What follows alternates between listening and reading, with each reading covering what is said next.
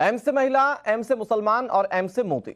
चुनाव में ये वो तीन ऐसे फैक्टर हैं जिनके आधार पर चौथे एम यानी कि मतदाता यूपी में वोट डाल रहे हैं।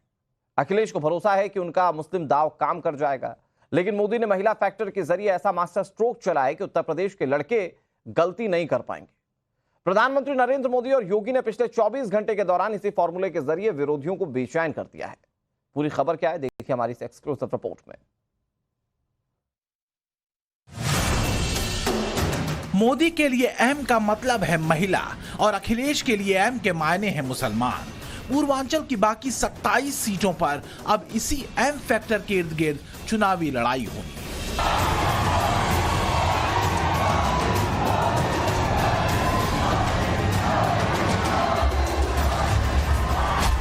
आज सपा के लड़के जरा गलती करके दिखाएं, योगी जी की सरकार उनका वो हाल करेगी जो उन्होंने सोचा भी नहीं होगा। चारों ओर हम जाते हैं तो आधी आबादी का आशीर्वाद मोदी जी के साथ पूरी प्रभावी ढंग से आता हुआ दिखाई देता है।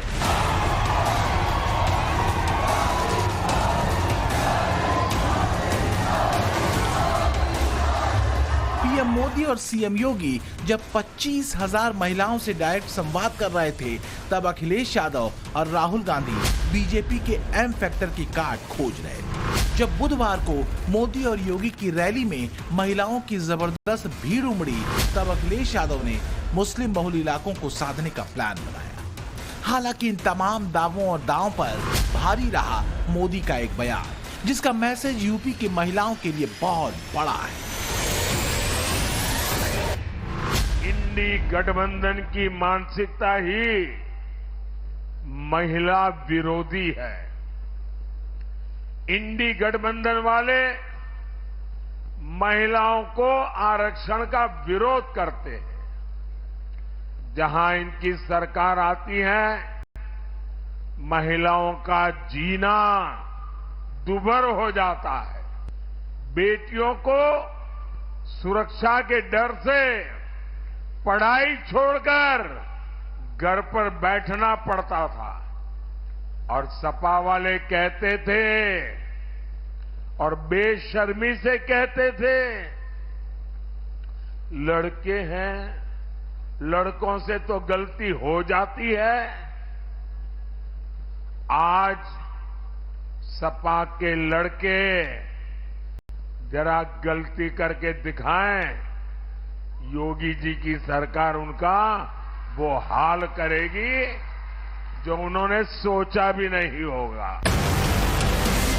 मुलायम सिंह यादव के बयान पर 10 साल बाद पीएम मोदी के इस तंज के सियासी मायने हैं, जिसका सीधा कनेक्शन चुनावी नतीजों से जोड़ता है। 2017 के यूपी चुनाव में बीजेपी को 41% महिलाओं ने वोट किया था। 2019 के लोकसभा चुनाव में यह आंकड़ा बढ़कर 51% पहुंच गया और फिर 2022 में महिलाओं का 48% वोट बीजेपी को मिला। और अब 24 के चुनाव में बीजेपी का फोकस इसी आधी आबादी पर है। इसलिए प्रधानमंत्री नरेंद्र मोदी पिछले 7 दिनों में 11 जनसभाएं यूपी में कर चुके हैं, जबकि योगी आदित्यनाथ 3 दिनों में पूर्वांचल में 18 बार अपनी मौजूदगी दर्ज कराने पहुंचे। मोदी और योगी को यकीन है कि पूर्वांचल में बीजेपी का रिजल्ट रिपीट कराने में यही एम फैक्टर बहुत काम आएगा।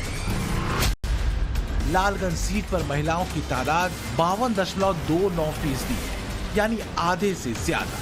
गाजीपुर में 48.97% महिला वोटर हैं। जौनपुर में 48%, मछली शहर और आजमगढ़ में 47% और रॉबर्ट्सगंज में 46% महिला मतदाता है। गौर करने वाली बात यह है कि इन 5 सीटों में से बीजेपी पिछली बार सिर्फ मछली शहर ही जीत पाई, और वो भी 200 वोटों से भी कम मार्जिन से।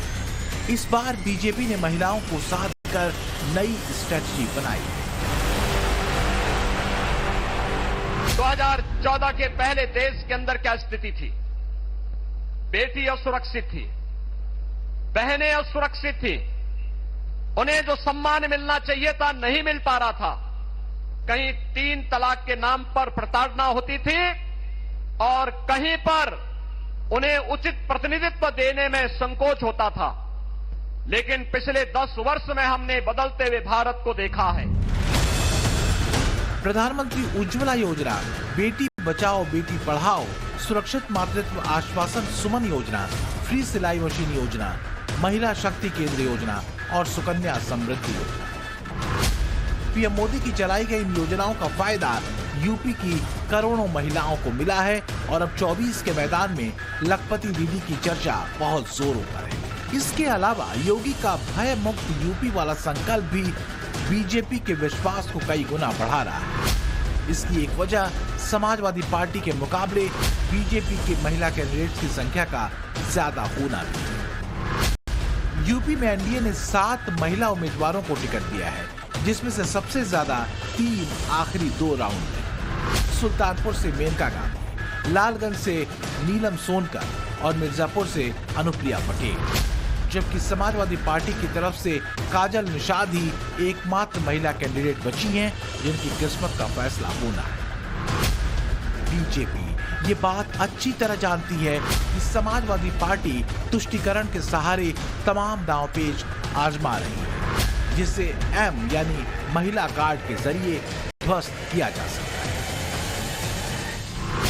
ये कहते हैं यूपी की 79 सीट जीत जाएंगे। मैं पहले सुना करता था कि लोग दिन में सपने देखते हैं। मुझे अब पता चला दिन में सपना देखने का मतलब क्या होता है।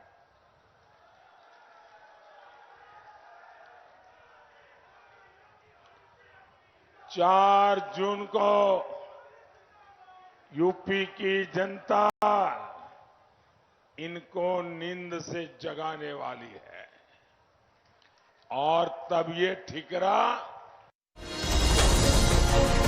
बीते 10 सालों में आधी आबादी के लिए मोदी सरकार ने जो कदम उठाए हैं और योगी आदित्यनाथ ने यूपी की सत्ता में रहते हुए जिस तरह कानून व्यवस्था पर काम किया है, उससे कोई शक नहीं कि बीजेपी को महिलाओं का समर्थन रिकॉर्ड तोड़ दे।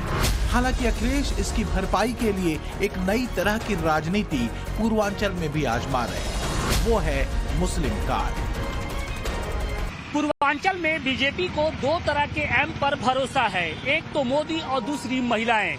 बीजेपी पूर्वांचल में पूरी तरीके से जाति समीकरण पर आधारित नहीं है, जबकि अखिलेश यादव की जो स्ट्रेटजी है वो पूरी तरीके से जातिगत समीकरण पे ही टिकी है।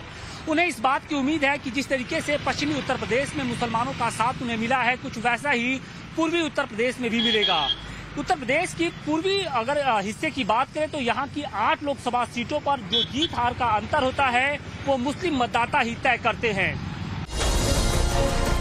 संत कबीर नगर में मुस्लिम मतदाता 30% से ज्यादा है, तो श्रावस्ती में भी करीब इतने ही फीसदी मुस्लिम वोटर है। आजमगढ़ में मुस्लिम समुदाय की आबादी 27% है। डुमरियागंज में मुस्लिम वोटर 24% हैं। सुल्तानपुर में मुस्लिम वोटर 20% के आसपास हैं। देवरिया में मुस्लिम 14%, गाजीपुर में 12.5% और बस्ती में 11% के आसपास। ये लोग जो कहते हैं शहजादे शहजादे, सुन रहे होंगे आप लोग कई बार कांग्रेस पार्टी और हम लोगों को मिलकर के कह रहे हैं शहजादे। इस बार देखना दोनों मिलकर के जो शहजादे ऐसी शह देंगे और जनता ऐसी मात देगी कि इनका पता नहीं लगेगा। इस बार शहजादे शह देने जा रहे हैं और जनता मात देने जा रही है। मुस्लिम वोट बैंक की मजबूरी ने ही अखिलेश यादव को माफिया मुख्तार अंसारी के फाटक तक पहुंचा दिया। भले ही अखिलेश यादव ने इस बार कम मुसलमान उम्मीदवार दिए हों, लेकिन रामलला से दूरी बनाकर उन्होंने मैसेज जरूर दे दिया है कि लाल टोपी वालों की सियासत केंद्र में है मुसलमान, और इसी समुदाय के वोटर्स को साधने के लिए ही अखिलेश यादव ने पीडीए का इजाद किया है। 2014 के इलेक्शन में 58% मुसलमानों ने समाजवादी पार्टी को वोट किया, जबकि 2019 के चुनाव में समाजवादी पार्टी और बीएसपी को 60% से ज्यादा मुस्लिम वोट मिले थे। नतीजा ये हुआ कि मुस्लिम वोटर्स के चलते मोदी और योगी को यूपी में पिछली बार मुरादाबाद और पूर्वांचल में करीब 10 सीटों का नुकसान हुआ था। हालांकि इस बार पसमानदा वोटर्स के जरिए इस डेंट को कम करने की कोशिश है।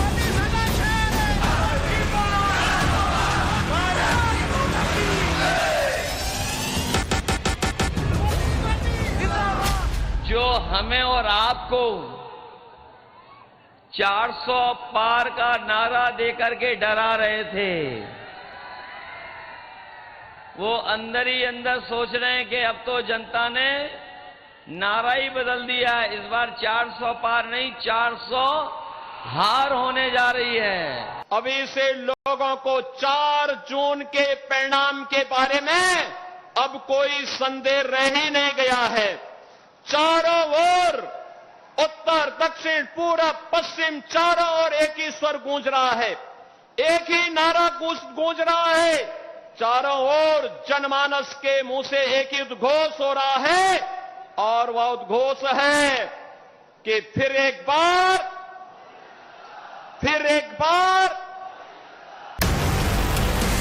अब सवाल ये है कि यूपी चुनाव में किसका एम फैक्टर हावी रहेगा, मोदी का महिला कार्ड या फिर अखिलेश का मुस्लिम दाम। ये समझने के लिए हमने यूपी के महिलाओं के मन की बात जानी। योगी का कानून बेहतर है या फिर अखिलेश का तुष्टीकरण वाला एजेंडा? इसका जवाब बड़े ध्यान से सुनिए। योगी जी को मानते हैं, मोदी जी को मानते हैं, क्योंकि सब लोग उन्हीं की वाही कर रहे हैं। भाई काम भी अच्छा किए हैं। अखिलेश यादव ने काम नहीं किया था 5 साल में? किया था, लेकिन उतना वो जो है वो सक्सेसफुल नहीं हुए हैं। बहुत कभी लोगों को काम किए हैं काम करने। चाहे 10 बजे रात को आए, चाहे 12 बजे रात को आए, चाहे दोपहर को जाए, कम से कम सेफ तो है, और बाकी तो सेफ नहीं था। सुरक्षा बहुत अच्छा है योगी जी का। हर काम उनका बहुत अच्छा है। बिजली, पानी, सड़क, सुरक्षा, हर चीज लेकर के उनका बहुत हम लोग संतुष्ट हैं। थोड़ा सा गलत हो रहा कि जो बच्चे पढ़ लिख के निकल रहे हैं उनको बारे में नहीं सोच रहे हैं। हाँ, रोजगार के बारे में। मोदी का महिलाओं से जो कनेक्शन बना है वो अखिलेश यादव और राहुल गांधी के लिए टेंशन से कम नहीं। और ये भी फैक्ट है कि मोदी और मुसलमानों के बीच दूरियां पहले के मुकाबले बहुत कम। 25 मई को आपका एक वोट तुष्टीकरण की राजनीति को कब्रिस्तान में गाड़ देगा।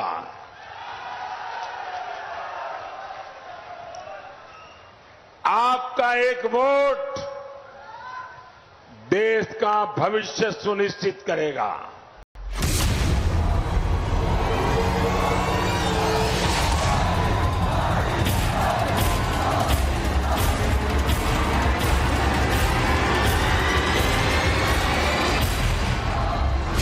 चुनावी समर में फॉर्मूले बनाए जाते हैं, उपमान गढ़े जाते हैं और नैरेटिव ध्वस्त किए जाते हैं, और इसकी कला पीएम मोदी को बखूबी आती है।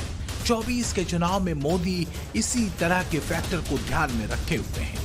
तो जानते हैं कि राजनीति का यही एम फैक्टर उन्हें तीसरी बार सत्ता तक पहुंचाएगा, तो यूपी में विपक्ष का एम कार्ड खुद फेल हो जाएगा। ब्यूरो रिपोर्ट, टाइम्स नाउ, नव भारत।